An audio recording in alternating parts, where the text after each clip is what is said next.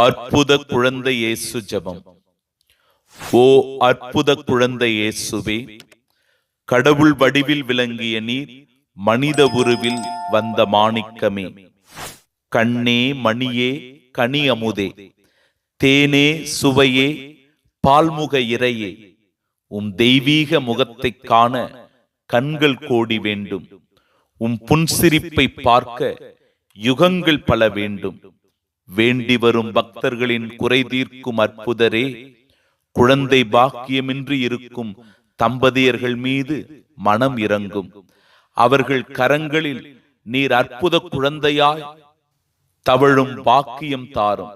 அவர்களின் சோகம் கலக்கம் வருத்தம் நீக்கி வாழ்வில் மகிழ்ச்சியும் நிம்மதியும் தாரும். ஆமென்.